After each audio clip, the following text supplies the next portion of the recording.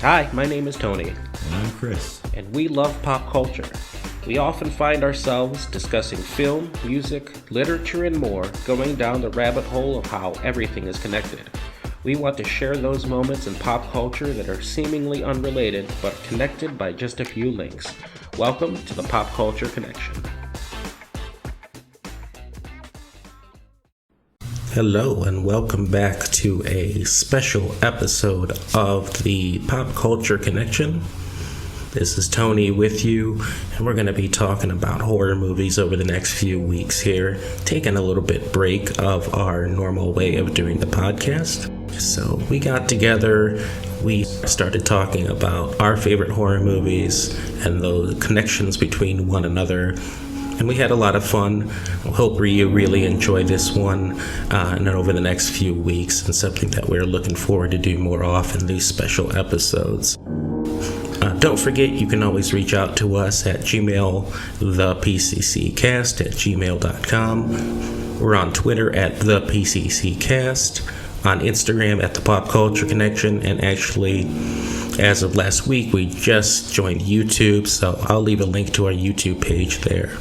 So a lot of different ways to listen to the podcast through Google Podcasts, Spotify, Stitcher, and anywhere else you can get podcasts. We would like to hear from you, so hope you really like the special episodes and reach out to us for any comments or ideas.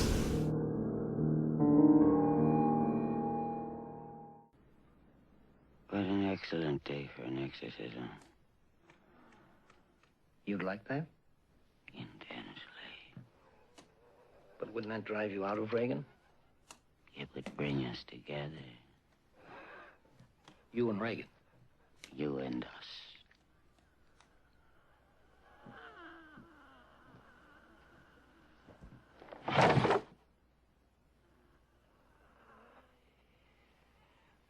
Did you do that?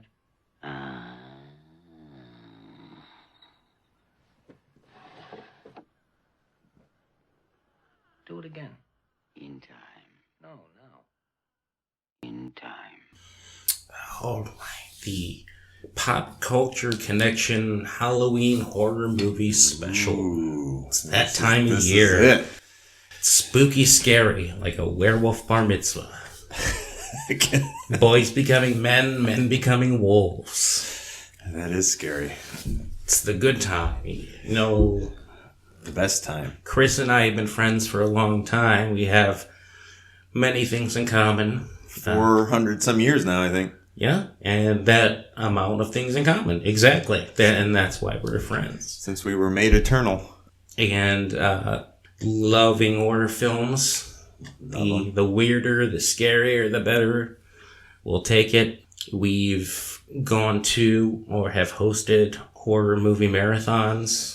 Over a decade. Over a decade now. Every year doing a different grouping of horror films and vintage trailers and trivia. And again, we're enjoying the Southern Tier Pumpkin, and that goes well with it. It's my favorite time of year. Not to mention Halloween is not only my favorite holiday, but my anniversary with my beautiful wife. I'm very lucky to have found my Morticia Addams in life. But this time of year is absolutely my favorite, and I love. There's something I think innate in nature that makes you want to. The colder weather, the crisp feeling makes you want to stay in and be reminded of death for some reason. And that's why it's our favorite time of year.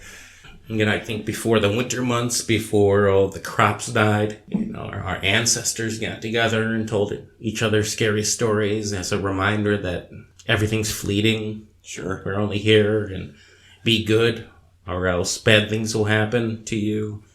And that has stuck around. I don't think that's a thing that's ever going to go away. Why is it that we revel in this time of the year where everything is, like you said, it's the great dying off, and it's traditionally everybody's favorite season? It's the harvest. It's the color, the changing, the reminder that these things are going away. the beauty of that in nature. Right. Or the beauty of that in just the human psyche of the reminder that, like you said, this is all fleeting. And it's all connected. And I love that's, and I don't know, not all countries celebrate Halloween, but I think they have a similar festival or reminder of that throughout the year. And it may not be at the same time, but at least in the West, this is the time before the winter months, before the cold. In temperate cultures specifically, any culture that is able to see the more drastic transitions in the seasons have this sort of festival mentality this time of year. So it is something kind of ancient and innate with us. Yeah, I think... And you feel that. I think we need it. I think being scared is important. We're not cavemen anymore. We don't have to worry about... there's plenty to be scared about in this day and age. Well, that's true. It's terrifying. It's very different reasons. But, we actually pay to be scared a lot of times. We pay to go on a thrill ride and get that adrenaline rush. Haunted houses, scary movies. Horror movies still outperform other... I remember when The Passion of the Christ was the #1 movie in this country for quite a few weeks in a row, and the movie that took it out was Dawn of the Dead, the remake, a zombie movie. Both similar stories. That's true. He did come back. He didn't, to my knowledge, in the Bible that I've read, didn't eat anyone. Wait, so those movies weren't related? That wasn't him in the mall? I didn't even think about that. He was the mall. Yeah. But I think that proves a lot about what people want to see. You're talking about what is considered the greatest story ever told, and the basis for Western religion, and then zombies in a mall. Mm-hmm. I mean, anything is, it's all fair game. Right. And I just love that. I love October. I love Halloween, love horror movies. And, usually on this show, what we try to do is take two very different things and kind of connect them, find links between them. I thought we'd do maybe a 2-part episode here and try to connect as many horror movies as we can, kind of looking back through the years. Obviously, a lot of it's going to be through the timeline we lived in. That's what we have the best frame of reference to. So maybe we'll change it. 21st century. So if you're from the 19th century, you're one of those old school cats, vampires still alive today, thinking we're going to hit on some of that old Voltaire stuff. So it's just not going to happen. Not yet. Not yet. I know that a lot of people are really worried about the plague, and we haven't written any nursery rhymes about that. It's been a while. As warnings. We need to get on some new nursery rhymes. Do you think there'll be a nursery rhyme about COVID one day? Like if we're doing 200 years from now? If we're doing it right, yeah. How do you think that would go? Kids, get on that. Get together on the playground and put together what you think is a good masking of what's going on in the world right now with COVID. Yes, all the children that listen to our podcast. And if you don't believe it's real, it is. Masks are important, as is the vaccination. And if you disagree, you are wrong. Yep. Throw that in the song. But that's okay. Regardless of whatever you think. Horror movies are horror movies.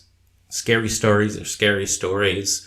And I figured we'd start with what is probably known as, at least for a lot of people, known as the scariest movie of all time, 1973, The Exorcist. Oh, The Exorcist. So what is your... I thought you were going to say Abbott and Costello meet Frankenstein. No, it's Laurel and Hardy Way Out West. Terrifying. When do you first remember seeing The Exorcist? Well, I think I have a great story for this one. I was being babysat by my next door neighbor who is 6 years older than me. And so when I was 6 years old, that would make her 12, they were watching The Exorcist at her house. And now, she wasn't babysitting me at the time. I was just over there because she was next door and we hung out. But you called her the babysitter. She babysitter. She babysat me most times. You had adventures in babysitting. Definitely. Okay. And so all I knew was there was this scary movie that everybody was going to be watching. So I went over there, and the adults, the sensible adults, were kind of like, no. This isn't for you. And somehow I convinced them, no, I'm cool. I'm totally cool. Fine. I know all about this. I can handle all of this. I can hang. And so somehow that worked. I've been a smooth talker since way back when. And as the movie progresses, it gets to the point, spoiler alert for those of you who have not seen The Exorcist. First of all, The Exorcist, what is wrong with you? But it gets to the point where, you all know the scene, she comes down the stairs, not normally. And at that point, I made up a lie in which I said, I thought I heard my mom calling me.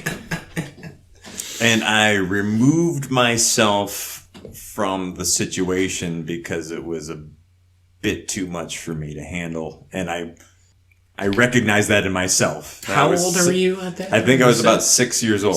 And I 6. self-censored, and I was like, yeah, you guys are right.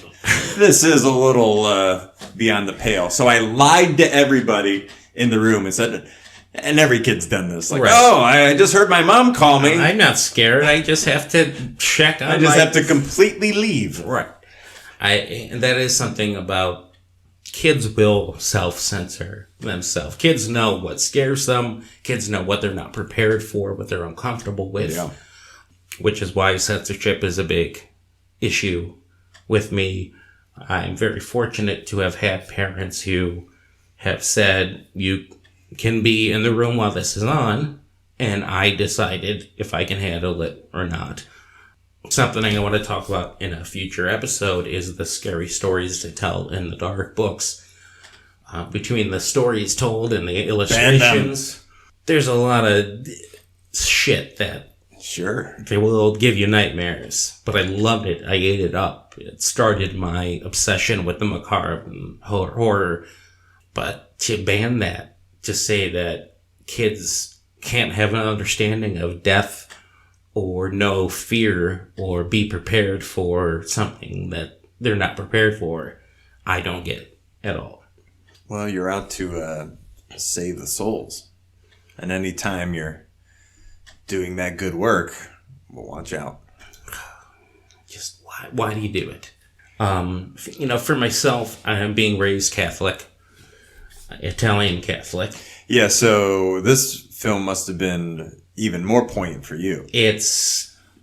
Especially, we were just talking about, Chris was looking at a picture of my great-grandparents, and my great-great-grandmother reminds me very much of Damien Karras's mother in the film. Broken English, came here from another country. Obviously, Damien Karras was Greek. My family's Italian, but close enough. Somewhere over there.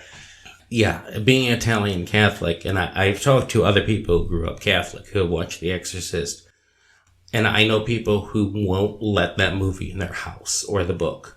They won't even let a physical copy to enter their home because of how, whether they've seen it or not, but most of the time because they've seen it in the theater and said, no, I want nothing to do with that because there's pure evil coming out of that. Something. So that tradition of extreme superstition is still alive and well in certain. That's what Catholicism is adherence to biblical teachings while having superstitious additional beliefs that connect with it. There's still in Italian families, or Others, the evil eye and either avoiding it or causing it, depending on who's doing it. That's still a thing. And the belief in Catholicism of possession is very real. There are rites for exorcism, and the movie and the novel by William Friedkin do it well with explaining that. The Catholics keep that kind of in the background as, hey, yeah, we have it, but at that time in the 70s, we don't really talk about it much, but we have it. And I love that the novel and the book and the paperback and the hardback. Yes, I also love the book. Oh, the literary reference. Yes. I love that the novel and the film both explore the psychology behind it more. The doctors, there's a scientific point. The doctor's saying this might be a lesion on the brain. Mm-hmm. This might be a psychosomatic disorder over depression or anxiety. And that trying to find it and doing spinal taps and these medical procedures, which are in and of itself hard to watch. Yeah, there's some horror there too of like the modern medical apparatus when it's turned loose on you with its full power of we don't know what's going on, so anything is warranted. Any torture that we bestow on you is warranted in the name of figuring this out. It's a nice touch to the film. You're watching a 12-year-old girl go through hell in what is considered modern medicine at the time. And one of the most shocking scenes and one of the most protested scenes is her getting the blood drawn and then the dye inserted to do an MRI because it's hard to watch. Mm-hmm. So you have that aspect. And then you have Father Karras is not only a Catholic priest, but he's a psychologist. So it's a psychological aspect. Wham bam. Look, I'm only against the possibility of doing your daughter more harm than good. Nothing you could do could make it any worse. I can't do it. I need evidence that the church would accept as signs of possession. Like what? Like her speaking in a language she's never known or studied. What else? I don't know. I'd have to look it up. I thought you were supposed to be an expert. There are no experts. You probably know as much about possession as most priests. Look, your daughter doesn't say she's a demon. She says she's the devil himself. Now, if you've seen as many psychotics as I have, you'd realize that's the same thing as saying you're Napoleon Bonaparte. You asked me what I think is best for your daughter. 6 months under observation in the best hospital you can find. We didn't, biblical times, if someone was speaking in tongues, or even up until, modern understanding of modern psychology and things like schizophrenia or multiple personalities, which I understand is very small percentage. We didn't know. We assumed it was a demon that interfered. So there's this, your daughter isn't sick physically, she's sick mentally. Mm-hmm. And there's that understanding. And then once all that is thrown out the window, the third act is, no, she's actually possessed by a demon. There is a demon, Pazuzu, who has decided that we are too ugly and we shouldn't believe in a helpful, good God. So I'm going to show the world that by randomly picking a child and showing that to at least her family. And some men of God. And if that doesn't shake you to your very core, then you have your own opinion, and I don't know what to do about it. But it scares the ever-loving fuck out of me. No, I think it's universally known. Even people that don't like horror movies, everyone could admit it's hard to top The Exorcist. For some reason, even as a non-religious person, I guess I'm in the context where I can understand the religious point of view. But even beyond that, it's just still such a well done film that evokes something in you that is terrifying. Yeah, there's a lot of pieces that went into it between William Friedkin as the director, the way he put the story together, he built the tension, the writing of William Peter Blatty and the novel, that the book and the movie are very close. It's one of those movies that is very close to the novel. Yeah, with it had some been minor... came out in that time where novels were starting to be immediately optioned for film treatments and collaboration between the directors and the novelists. Like we mentioned in our last episode, Godfather and Mario Puzo. Same thing there. Right. 73, so you can imagine at the time, with nothing like that having come out, what you can find reaction videos on YouTube now of people going to the theater and seeing that. Well, I think, yeah, it set the bar for sure, but there were precursors to it that I think are also still held up as great horror movies of the time. I think Rosemary's Baby kind of set the stage for the emergence of The Exorcist. Set it up to allow for that to come in. That's a big one too, and one that may not be talked about as much, if not for The Exorcist. For some reason in the early 70s, there was this resurgence of religion and the, what is good, what is evil. Yes, and The Omen. Yeah. Those, and after that, there were some lesser films that came out that ended up being cult favorites. To the Devil, a Daughter is one of those, and even over in Europe, Italy at the time was doing their Giallo films, and there were some religious-based horror films. A lot of vampire nuns. Stuff going on. Demon spirit, yeah. And it's interesting that was a wave that came about at that time, but The Exorcist was the pinnacle of that, and I know they want to reboot it now. They want to do something new with it, but... Well, it's already been done to death. And yeah. I understand that's just the way it's going to go, but some movies are perfect movies, and they don't need to be redone, and this, I would advocate, is one of them. And, yeah, we'll see. I know, it's Blumhouse, and they've done some good stuff, and, we'll end up seeing what that is, but I think Exorcist was a perfect storm of time and place, and writing, and directing, and acting, and all these things that went into it that you can't really recapture. A reboot will make more than it takes to make it, so it'll be a success, but it's not something that I think will be remembered years from now, or decades from now, that The Exorcist was. Sure. And a lot of that is owed to, first of all, right now we do a lot of computer digital effects. All of The Exorcist 1970 was practical effects on set. So much that it would break your arm.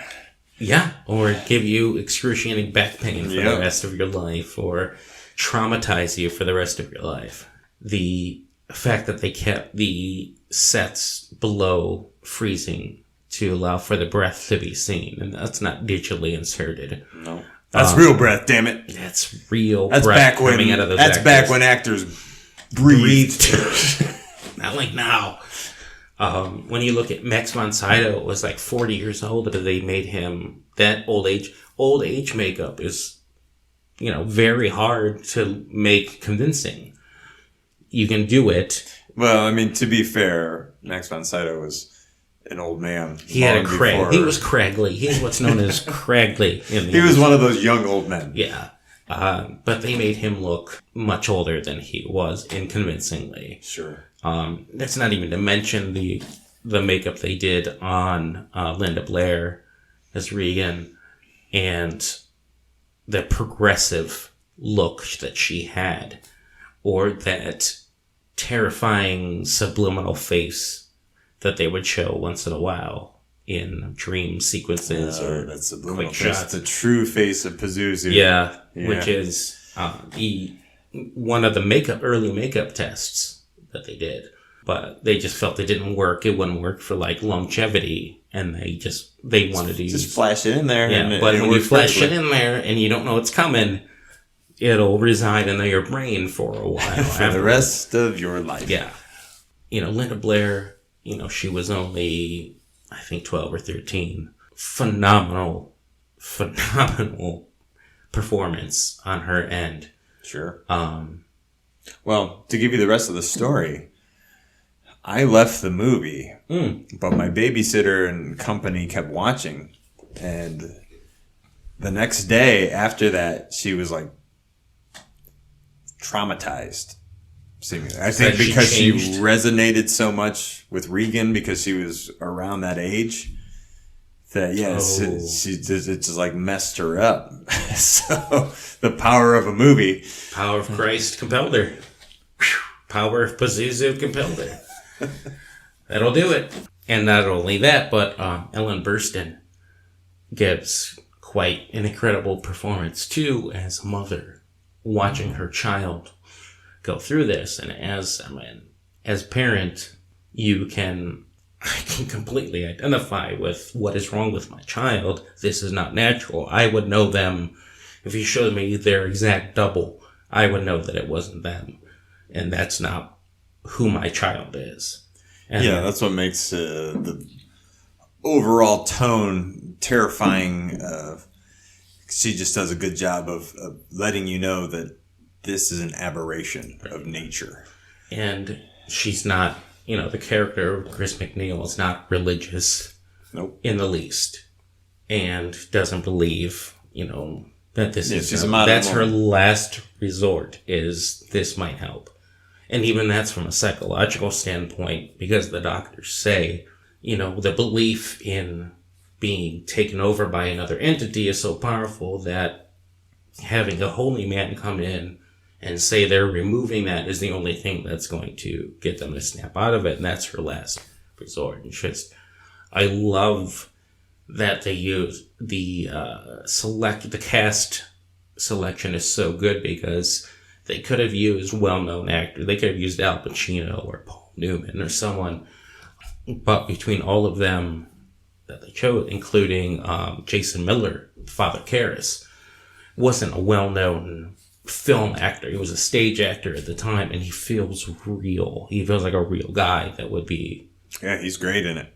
Unbelievable performance. Everybody's great in it. Yeah. And the fact that it's a very limited cast, I think you get to feel a more intimate connection because there's only a few people in this film. Right. You're inside that home. You're part of that. And there's no big performance to take you out of it. Yep. And I've always been impressed at all of their performances, but Jason Miller is someone that went on to be a playwright, and he did some other stage work, but you never really saw him much, and he was so convincing and so good as a character. It's kind of makes it even more awesome. Yes. That's the fact. Right. That he just That came was out of his nowhere thing. to be like, I'm going to blow your minds, and then I'm going back there. Right. And that's all you get. And I know he had kind of a tragic life. He was alcoholic, had some difficulty afterwards. But I don't think I can say more praise for his performance in The Exorcist.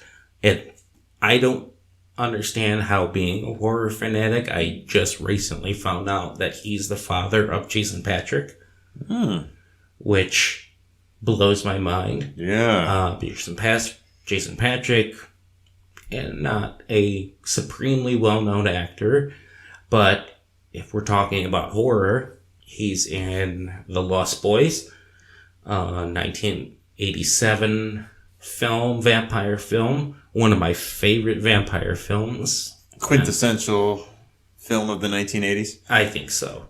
And very different than The Exorcist. You're talking about a different, there's genres of horror Different genre, different era, mindset, mindset. And yeah, Lost Boys is one of those that, again, they're remaking it because why not? Once again, another movie that's fine the way it is. There's no reason to. There's no reason. Listen, they're Just not going to find. Just go watch it, Right. and you'll be satisfied. Are they going to find a sexy saxophone I player? hope so. Probably not. Probably like not. him. No. But oh man, Lost Boys. That was just when I was discovering horror. It's just becoming a man. I was just like, oh, I want to be scared. And that's perfect for somebody that age because it's not gratuitous. It's shows. It doesn't tell. Well, it does tell a lot, actually. But it has a lightheartedness to it. There's some humor in it with the Frog Brothers and Corey Haim, obviously. Maybe one of his best performances. And he was a talented actor. He was very, especially as a preteen and teen, he could have done so much more. And I know a lot of what happened with him was typecasting. Him and Corey Feldman both had it rough. They were victims of a shitty Hollywood system and manipulation.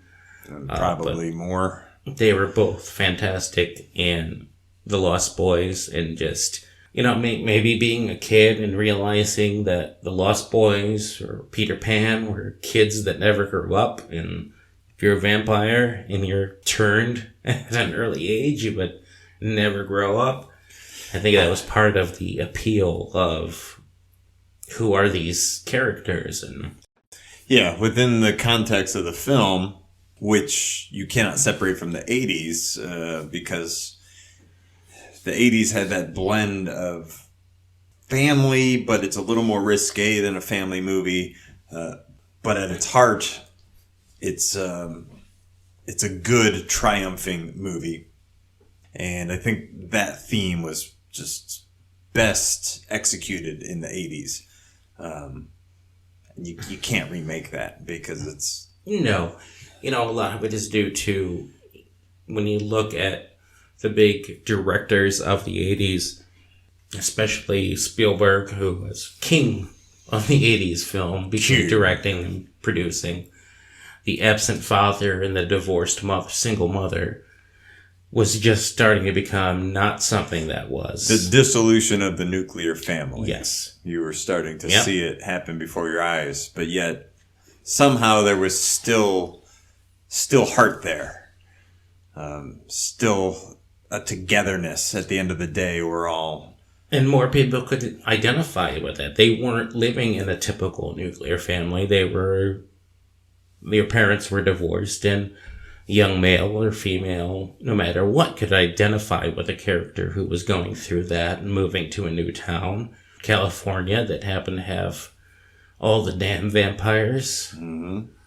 And interesting, a social movie, insofar as beyond what we're talking about. There were aspects of... It's one of the first movies where you see a single mom portrayed as somebody who's still dating a young single mom, and now she's looking for... she's out there dating, and at the time that was just kind of like, well... You shy away from that. You just hope that Max doesn't get a Diane Wiest infection. And scene. No, that is actually a very good point. And then the kid vampire. I mean... Mm-hmm. And Star? Well, that's what I'm saying. Star and her son. I had never seen a child vampire before that. And then, of course, Interview with the Vampire used it to great effect. And the novel was out before Lost Boys, but I had never personally... And at the same time, you had Near Dark, which also had a young child vampire, but didn't... I don't think Near Dark has... It has a fan base, but not the same level as The Lost Boys, which is interesting because they're very similar in that young adult teenage connection with this other world. I think vampirism along with zombies will always be something that fascinates everyone. There's something innate in us that makes us interested. Yeah, I mean, at its heart, too, like we came from The Exorcist here. These types of vampire movies are essentially a possession film Something as well. taking over. It's a subgenre, yeah. You have this thing that takes you over and you can't control it. But if you do these certain things, these certain rituals, these steps, maybe you can get it out of you and return or to even be better off because of it, more powerful. And that could represent any number of feelings throughout teenage years of between sexuality or gender identity or just fitting in with society, that these are like a substitution that on an unconscious level we connect with and don't really think about in everyday life until we watch it until we see it on the screen. And then the blood and gore it connects it with the humanity of, we know what bleeding feels like, we know what death, being afraid of death feels like. So, you know what eating maggots feels like. Mm-hmm. Every time I have rice, that's all I think about. Guess first. You don't like rice? Tell me, Michael, how could a billion Chinese people be wrong? Come on.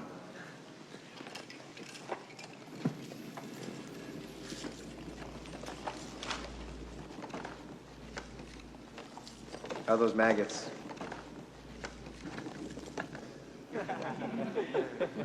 Maggots, Michael. You're eating maggots. How do they taste?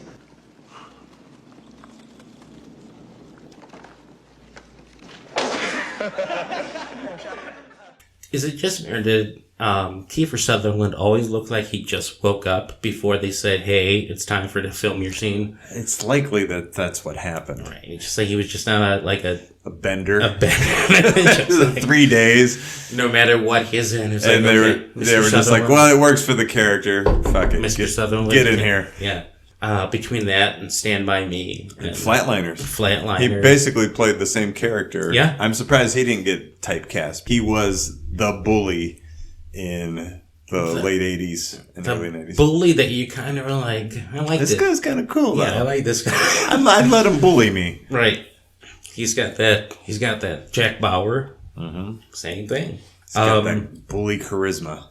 Yeah, I was wondering if that was if I was the only person who felt that way about Kiefer Sutherland, but no, I think we all do. We are going to end our first episode of the Pop Culture Connection horror movie special. On that note, we have more to come, including further talk about how The Lost Boys connects to a great and legendary horror writer.